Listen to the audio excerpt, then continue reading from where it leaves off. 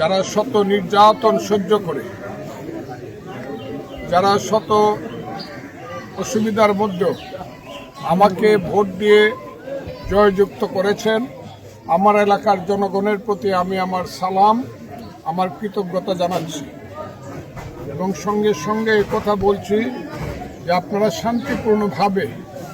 অনুষ্ঠান যে যেখানে করেন,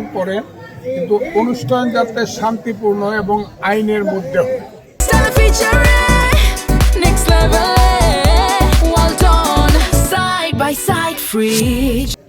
সেই অনুষ্ঠানগুলো আপনারা করেন।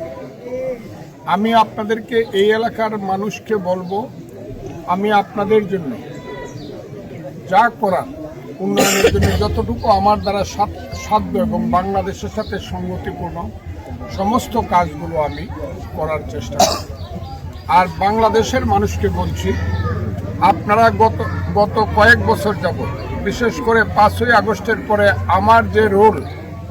আমার যে ভূমিকা বাংলাদেশের রাজনীতিতে,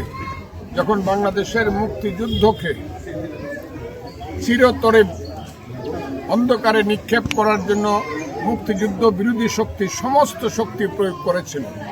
বাংলাদেশ যখন নিশ্চুপ ছিল, ভয়ে হোক, ভীতির কারণে হোক,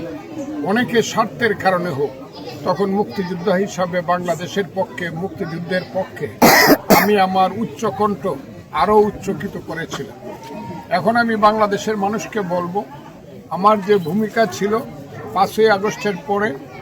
মুক্তিযুদ্ধের পক্ষে, মানুষের মুক্তির পক্ষে, এদেশের অসাম্প্রদায়িকতা, ধর্মনিরপেক্ষতার পক্ষে, মানুষের পেটের ভাত, পরনের কাপড়ের পক্ষে, মানুষের চাকরি কর্মসংস্থানের পক্ষে, আমি সেই কাজগুলো থেকে এক মুহূর্তের জন্য বিরত হব না, বরং আরও সাহসিকতার সঙ্গে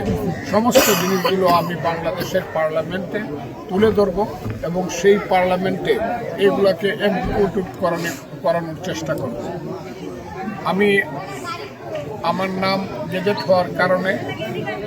আমি এলাকার মানুষের কাছে যেমন সুখ্যাতি আমিও জানাচ্ছি,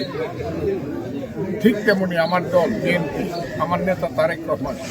সহ আমার দলের নেতৃবৃন্দের প্রতি, যারা আমাকে নমিনেশন এবং মার্কা দিয়েছেন, তাদের প্রতি আমি আমার কৃতজ্ঞতা প্রকাশ করছি।